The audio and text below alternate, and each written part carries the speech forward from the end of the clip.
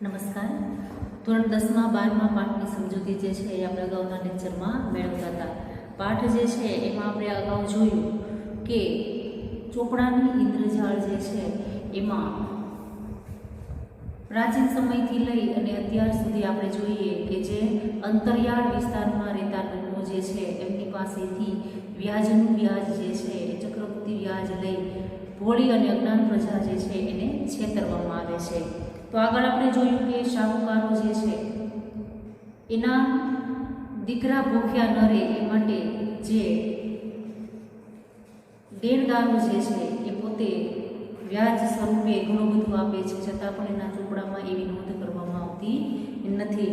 અગાઉ જોયું કે ભીખુ નામનો વ્યક્તિ જે છે એ લેખકે જે પાત્ર આપેલું છે એમાં એના પિતાજી જે છે એ શાહુકારનો ધંધો કરતા. આ કિમિયો જે છે એ એના ભાઈબંધે શીખવાડેલો હતો. અચાનક એના પિતાજીનું મૃત્યુ થતાં એના ઘરમાં એના પિતાજી જે છે એ ભાગે જ બચત કરી રાખી હતી, બાકી બધા પૈસા જે છે એને વ્યાજે આપેલા હતા. અચાનક એની પરિસ્થિતિ જે છે એ ખૂબ ખરાબ આવે છે. એની મા જે છે એની માંથી બે નાના દીકરા અને એક નાની દીકરી ઉપરાંત 3 પરણીને સાસરે ગયેલી બહેનો જે છે એનો તમામ પ્રકારનો બોજો જે છે એ એની મા ઉપર આવી પડે છે. ત્યારબાદ લેખક જે છે એની મા જે છે લેખક એટલે કે ભીખુ જે છે એની મા જે છે એ બીજા બધાના લોકોના કામ કરી અને પેટ જે છે એ ભરતી. ત્યારબાદ આપણે જોયું કે લેખક જે છે એને કીધું કે યજમાનો જે છે એ સોંઘારતનો હતો. 10 રૂપિયે હારો ભાત, 10 રૂપિયે હારો ભાત. હારો એટલે કે હાલના સમયમાં 6 મણ એટલે કે 120 કિલો જેવું થાય. એટલી બધી ચીજ વસ્તુ જે છે એ બધી સસ્તા પ્રમાણમાં મળતી. એકલે હાથે એના કુટુંબનો બોજો એટલે કે ભાર જે છે એની માં ચકતા એને નવને જા પડતા ખૂબ તકલીફ પડતી. ત્યારબાદ લેખક જે છે એ અંદાજે 14 વર્ષના હતા ત્યારે એની મા જે છે એને એના પિતાજીએ જે પૈસા આપેલા હતા આજુબાજુના ગામડામાં વ્યાજે એ પૈસાની ઉઘરાણી કરવા માટે મોકલતા. આ દેણદારો જે છે એ રોકડે કદાચ ન આપી શકતા, કાંઈ વર્ષ મોડા થતા ખેતરનો પાક જે છે એ ન આવતો, તો પોતાના ખેતરમાં જે અનાજ પાકતું, જે ફળ શાકભાજી હોય તે લેણદારોના દીકરાઓને આપે, કેમ કે એની ચિંતા એ કરતા પોતે પાણી અને રોટલો જે છે એ ખાઈ લેતા, લુખો રોટલો ખાઈ લેતા, પણ જેમની પાસેથી પૈસા લીધા છે એ ક્યારેય દુઃખી ન થવા જોઈએ એવું એ વિચારતા.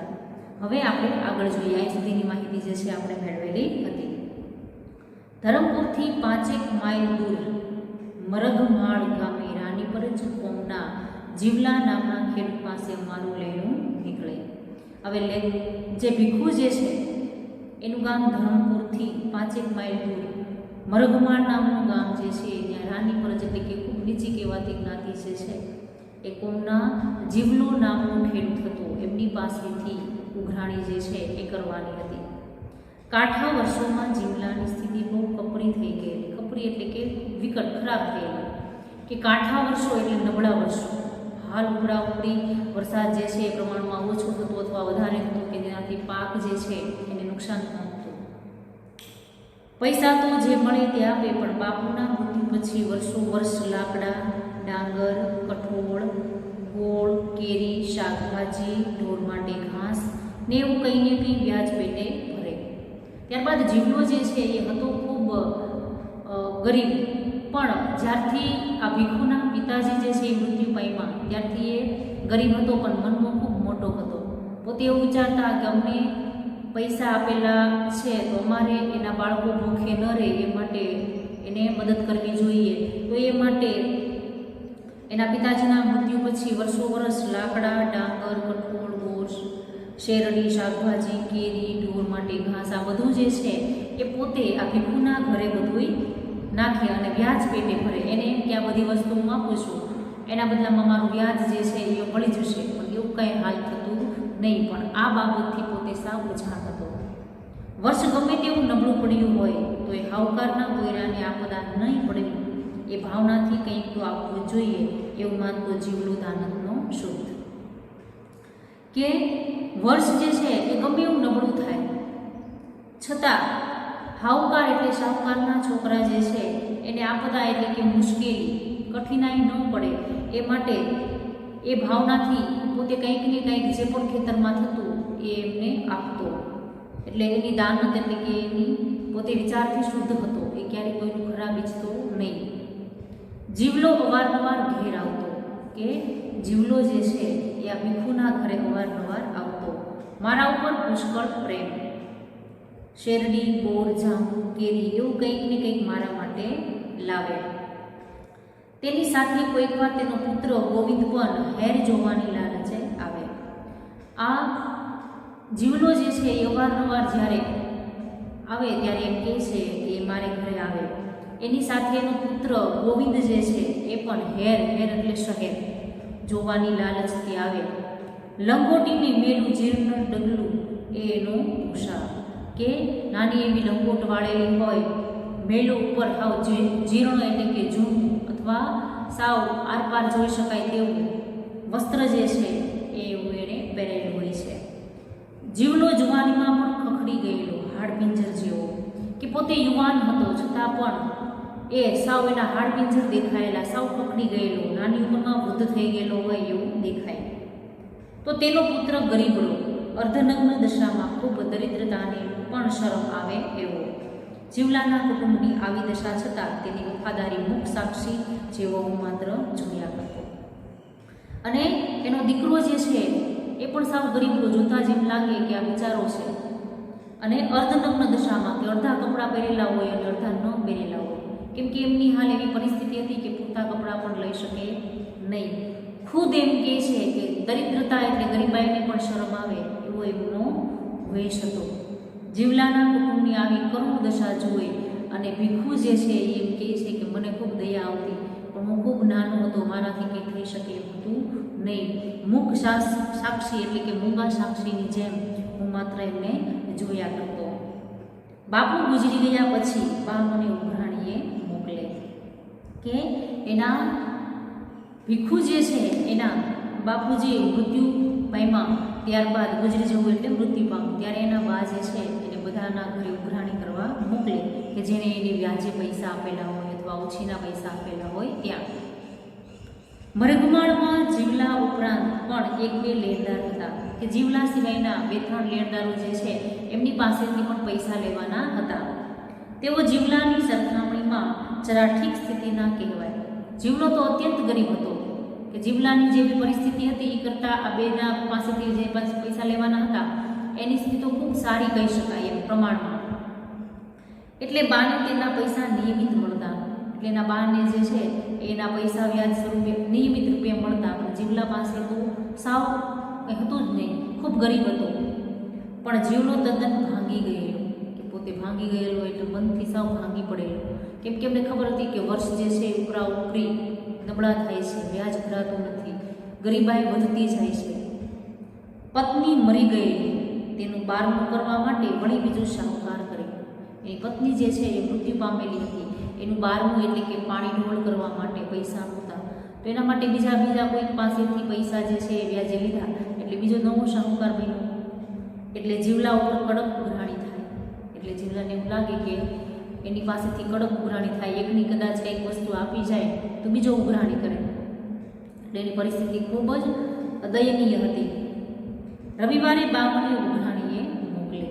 જ્યારે આ ભીખુ જે છે એ શાળાના જ્યારે રવિવાર હોય, રજા હોય ત્યારે એની મા જે છે એમને ઉઘરાણી કરવા માટે મોકલે. ભાતામાં કોઈ વાર સુખડી તો કોઈ વાર શક્કરપારા બનાવી આપે. એક ગામથી બીજે ગામ જવા માટે ચાલીને જવું પડતું. રસ્તામાં ભૂખ લાગે એ માટે એની મા જે છે એ સુખડી અથવા શક્કરપારા જે છે એ બનાવી આપતી. દિવાળી પછી તો લગભગ દર રવિવારે ઉઘરાણીએ જવાનો કાર્યક્રમ નક્કી જ હોય, કે દિવાળી પૂરી થાય એટલે કે ત્યાર પછીનો સમય જે છે એમાં અચૂક ઉઘરાણી જે છે એ કરવા માટે જવું જ પડતું. દર રવિવારે જવાનું હોય જ. નદીમાં નાહવાનું મળે, ઋતુના ફળ ખાવા મળે, ચણાનો ઓળો, શેરડી, બોર, કેરી જે મળે તે પેટ ભરીને ખાવાનું અને ઘર માટે પણ લાવવાનું. સાથે 2-3 મિત્રો હોય એને રસ્તો ક્યાં કપાઈ જાય તે ખબર ન પડે. ત્યારબાદ એમ કહે છે કે આ સમય દરમિયાન પોતાના મિત્રો સાથે પોતે જાય, ઋતુએ ઋતુના ફળ રસ્તામાં ખાવા મળે અથવા કોઈના ખેતરમાં મળે, નદીઓમાં નાહવાનું મળે. ચણાનો ઓળો, ઓળો એટલે કે ચણા જે છે એને શેકી નાખવામાં આવે. શેરડી, બોર બધું જે છે એ પેટ ભરીને ખાવાનું મળે અને ઘર માટે પણ થેલા ભરીને લઈ આવે. સાથે રસ્તામાં બે ત્રણ મિત્રો પણ હોય એટલે રસ્તો ક્યાં કપાઈ જાય એની ખબર પણ ન પડે. એક રવિવારે એ જ રીતે ઉઘરાણી કરવા જીવલાની ત્યાં મરઘમાળ ગામે જવાનું થયું. હવે એક રવિવાર આવે છે ત્યારે મરઘમાળ ગામ જે છે ત્યાં જીવલાને ત્યાં આ ભીખુને એની માં જે છે એ ઉઘરાણી કરવા માટે મોકલે છે. સાથે મારા મિત્રો મોહમ્મદ અને રસિક હતા. પોતાની સાથે મોહમ્મદ અને રસિક નામના બે મિત્રો પણ હતા. બીજે ઉઘરાણી કરવા જવાનું નહોતું એટલે બાએ કશું ખાતું બંધાવ્યું નહોતું.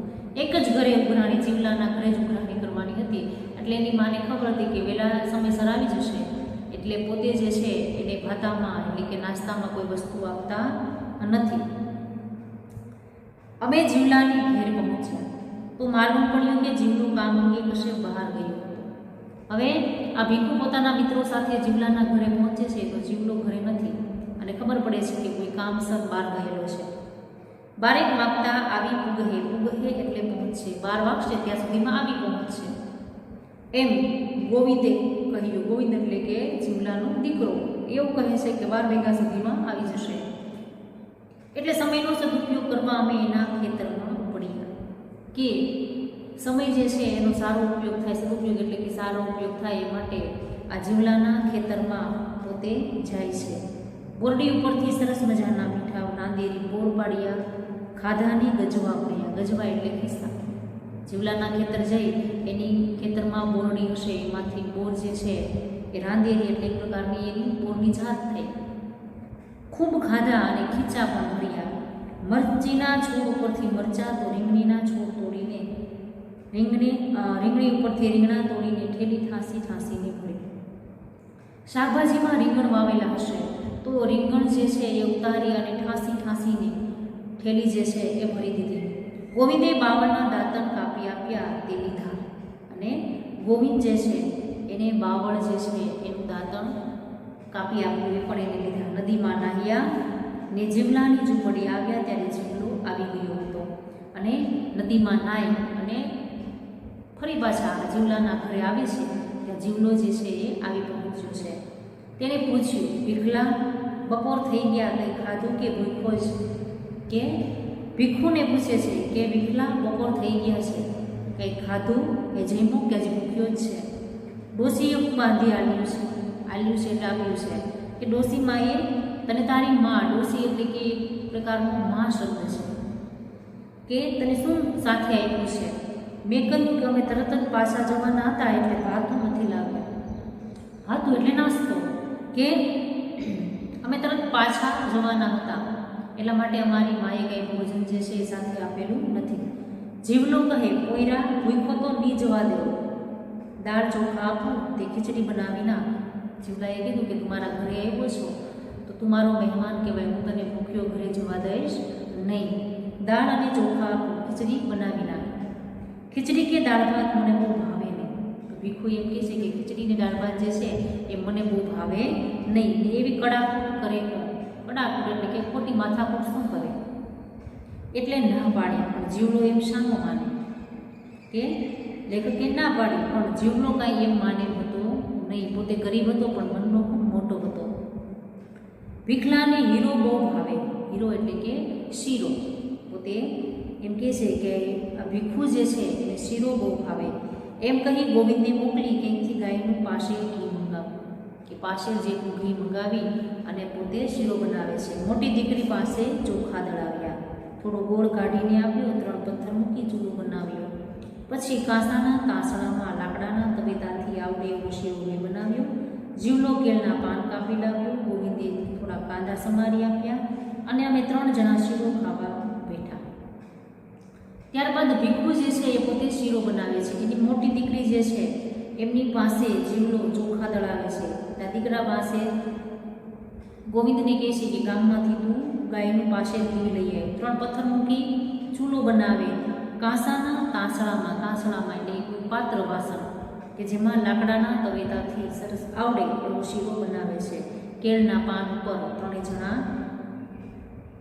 આ શીરો જમવા બેસે છે, કાંદા સમારી આપે છે અને ત્રણેય જણે શીરો ખાવા બેસે છે.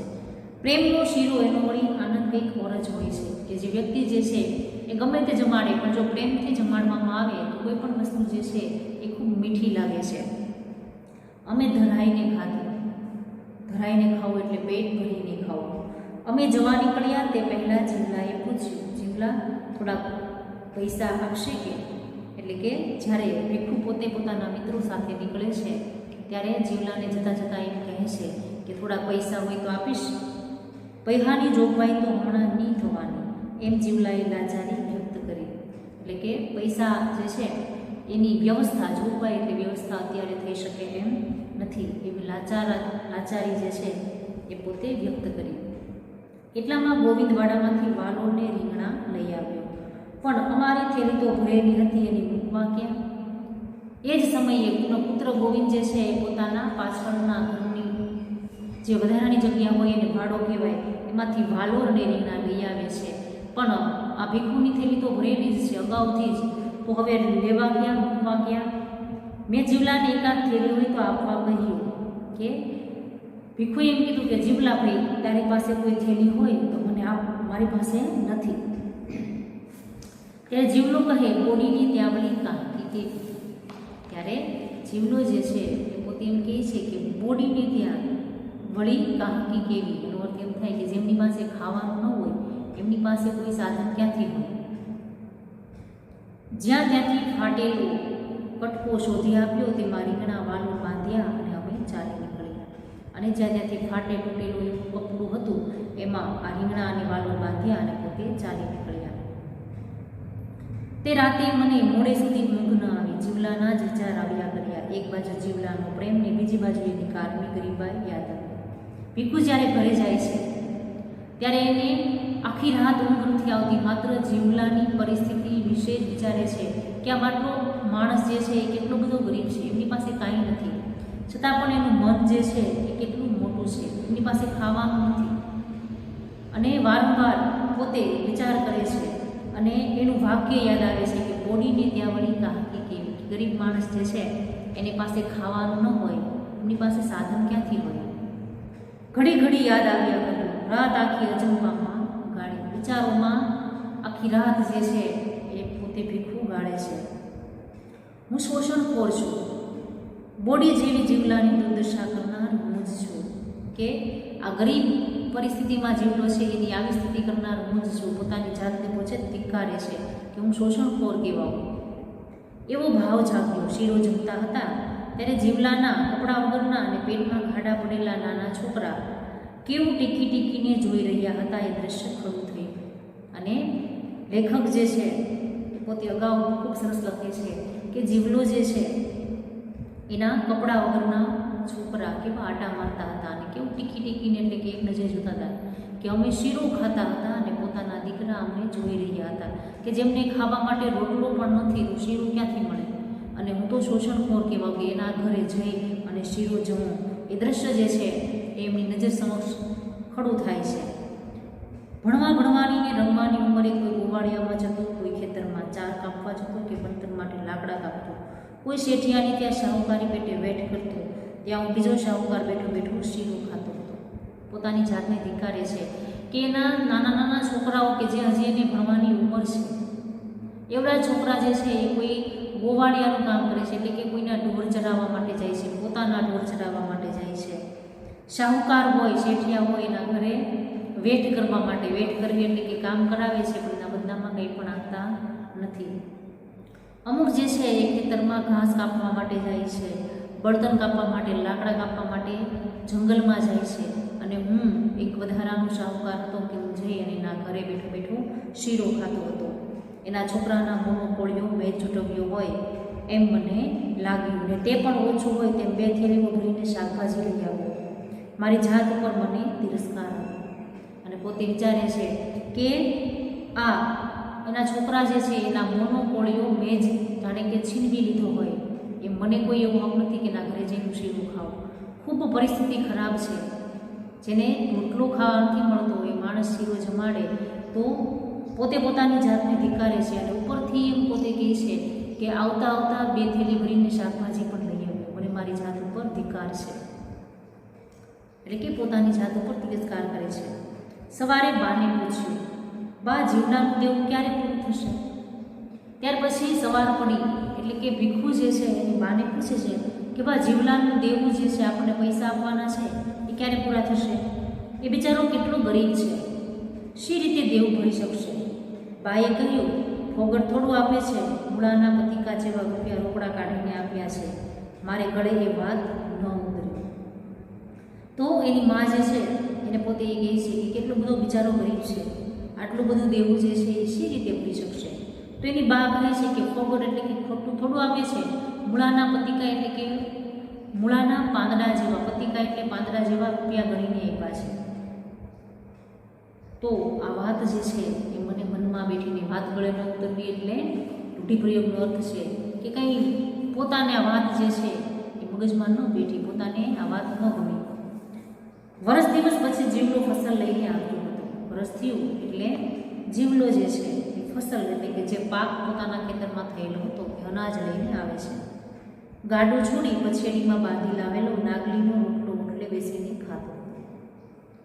પછેડી એટલે કે નાનું એવું આપણે જે થેલી આવે પ્લાસ્ટિકની, એ થેલીનું એવું બનાવેલું હોય કે જેમાં ઘાસ બાંધવામાં આવે. પછેડી જે છે એમાં નાગલી એટલે કે બાવટા જેવું એક અનાજ હોય, એનો રોટલો આવી અને પોતે બહાર રોટલે બેઠો બેઠો ખાય છે. બાએ અથાણુંને થોડી દાળ આપ્યા હતા કે એકલો રોટલો જે છે એ ગળે ન ઉતરે એ માટે એની બા જે છે એને અથાણું અને દાળ જે છે એ સાથે આપેલા હતા. એને ઘેર મને શીરો જમવાનો હક, જ્યારે મારે ઘેરે પોતાનું ખાવાનું રોટલે બેસીને ઉશિયાળાની જેમ થાય.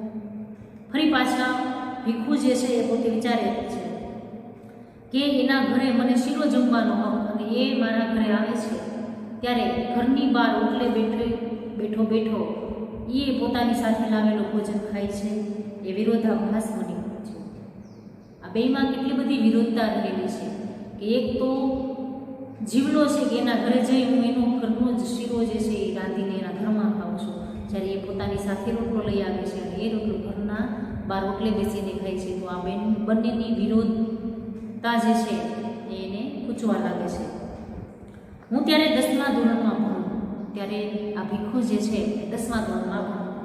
બા પૈસા માટે તકાદો કરતી હતી, જીવલો એનું દુઃખ રડતો હતો. ત્યારે બા જે છે તકાદો કરવો એટલે કે ઉઘરાણી કરી. ત્યારે એની મા જે છે એ પૈસા માટે ઉઘરાણી કરતી હતી અને જીવલો જે છે એ પોતાનું દુઃખ રડતો હતો. દુઃખ રડવું એટલે કે પોતાની સ્થિતિ કેવી છે એના વિશે પોતે કહેતો હતો. બા ગઈ એટલે મેં જીવલાને પૂછ્યું, બાપુજીએ તેને કેટલા રૂપિયા ધીર્યા હતા? પૈસા ધીરવા એટલે કે વ્યાજ આપવા. કે જીવલો વયો ગયો પછી ભીખુ જે છે એની બાને પૂછે છે કે ભાઈ જીવલાને મારા બાપુજીએ કેટલા પૈસા આપ્યા હતા? જીવલાને જ પૂછે છે કે બાપુજીએ તને કેટલા રૂપિયા આપેલા હતા? જીવલાએ અતિશોક્તિ વિના બધી વાત કરી. અતિશોક્તિ એટલે કે વધારે પડતું કહી દેવું એમ કે કંઈ પણ જાતનો સંકોચ રાખ્યા વગર બધું જ કહી દે છે. ખેતર વેચાતું લેવા તેણે બાપુ પાસેથી ₹300 વ્યાજે લીધા. કે જ્યારે જીવલાને ખેતર લેવું હતું ત્યારે એના બાપુજી પાસેથી ₹300 વ્યાજે લીધા હતા. 2-3 વર્ષમાં પૈસા વસૂલ કરશે એવી એની શ્રદ્ધા. જીવલાને હતું કે 2-3 વર્ષમાં હું આ પૈસા જે છે એ પૂરા પાડી દઈશ. પણ વર્ષ એક પછી એક ખરાબ આવ્યા. કે વર્ષ જે છે એ ખેતરમાં કદાચ વધારે પડતો વરસાદ હોય તો ભલે અને ઓછો હોય તો ભલે, જેનાથી વધારે પડતું ઉત્પાદન આવી શકવું નહીં. રોકડ બહુ નહોતો આપી શક્યો, એટલે કે રોકડા પૈસા જે છે એ બહુ નહોતો આપી શક્યો. મેં ચોપડામાં જોયું કે જે ચોપડામાં વ્યાજ લખવામાં આવે છે, પૈસા લખેલા છે, એમાં આ ભીખુ જોવે છે તો વ્યાજનું વ્યાજ ચડીને ₹1500 લેના નીકળતા હતા. ચક્રવૃત્તિ વ્યાજ કે વ્યાજનું વ્યાજ જેને માત્ર ₹300 વ્યાજે લીધેલા હતા તો વ્યાજનું વ્યાજ ચડાવી અને ₹1500 થઈ ગયા હતા. બાપુના મૃત્યુ પછી હિસાબનું કામકાજ દાસ કાકા કર્યા હતા. 3 વર્ષ પછી નવું ખાતું પાડવાનું હતું. આજે તેના પર અંગૂઠો પાડવા જેવો આવ્યો હતો. અને એના બાપુજીના મૃત્યુ પછી આજે વ્યાજનું પૈસાની આપણે હિસાબ કિતાબ જે છે એ બધું દાસ કાકા નામના વ્યક્તિ જે છે એ કરતા. 3 વર્ષ પછી હવે નવું ખાતું જે છે એ ખોલવાનું હતું, એટલે જીવલો જે છે એ અંગૂઠો પાડવા માટે આવેલો હતો નવા ખાતામાં. નવું ખત પાડવાનું હતું એટલા માટે એ આવેલો હતો. વર્ષો વર્ષ ફસલ ભરી જાય, શાકભાજી, લાકડા, ઘાસ, ગોળ આપી જાય, એ બધું મફતમાં. દર વર્ષે ફસલ એટલે કે જે પણ કંઈ ઉત્પાદન પાકમાં આવેલું છે, અનાજ, કઠોળ, શાકભાજી, લાકડા, ઘાસ, ગોળ બધું જે છે એ આપી જાય, બધું મફતમાં. અત્યાર સુધી એને એમ હતું કે આ વ્યાજ પેટે ભરાતું હશે, પણ જે રોકડ આપવામાં આવે એને જ વ્યાજમાં વાળવામાં આવતું. ચોપડે રોકડા રૂપિયા સિવાય કશું જ ન થાય. ચોપડામાં માત્ર જેટલા પૈસા આપેલા હોય એ જ જમા કરવામાં આવે. આવી બધી વસ્તુ આપવામાં આવે એ ક્યારેય જમા કરવામાં આવતી નહીં. આવે ત્યારે બારનું થોડું ઘણું કામ કરી પણ જાય, છતાં જીવલો હાવકારનો જન્મનો ઋણી. જ્યારે જીવલો આવું બધી વસ્તુ લેવા આવતો ત્યારે એની માન થોડું ઘણું કામ હોય, ખેતરનું હોય, ઘરનું કામ હોય, એ કરી જાય. છતાં જીવલો જે છે એ જાણે કે શાહુકારનો જન્મનો ઋણી હોય એવું લાગતું.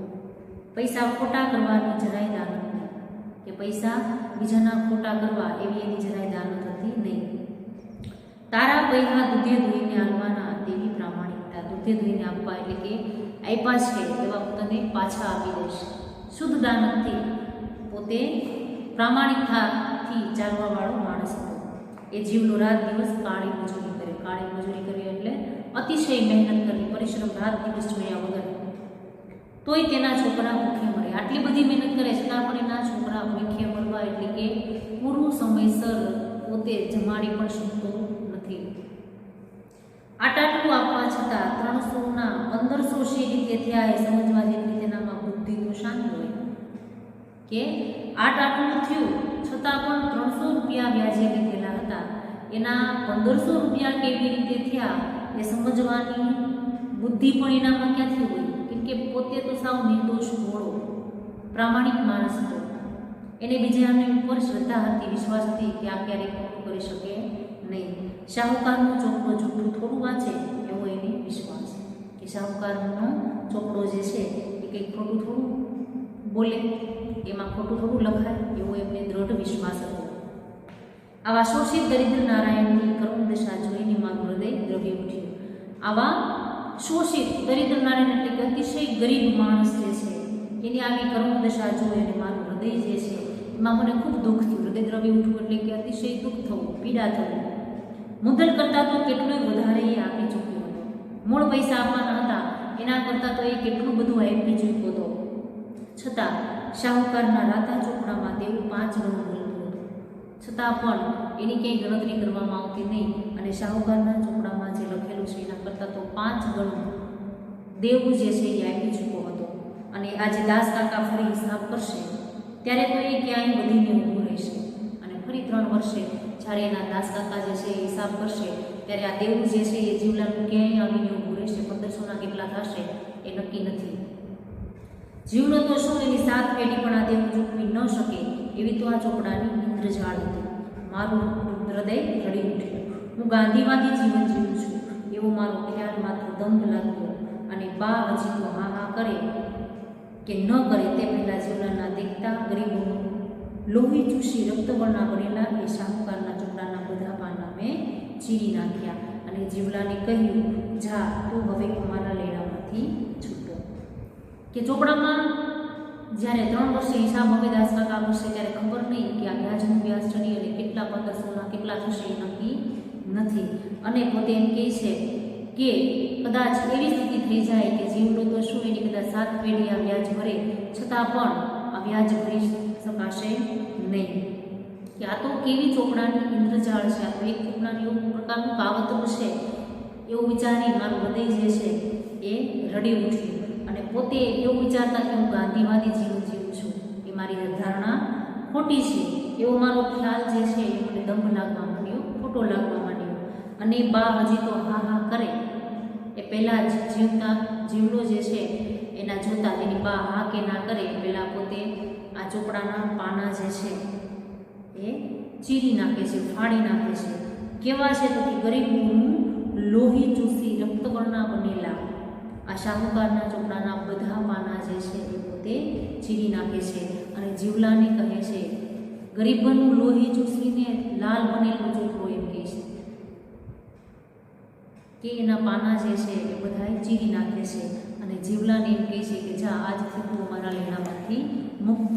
કેમ કે જરૂરિયાત કરતાં જેટલું હતું એના કરતાં એ 5 ગણું આપી ચૂક્યો હતો. તો સમગ્ર પાઠ દ્વારા લેખક આપણને સમજૂતી આપે છે કે ગરીબ માણસ હોય એની બને ત્યાં સુધી આપણે મદદ કરવી જોઈએ.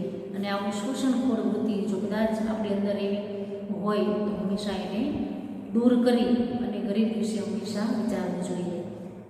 અહીંયા આપણો પાઠ છે એ પૂરો થાય છે.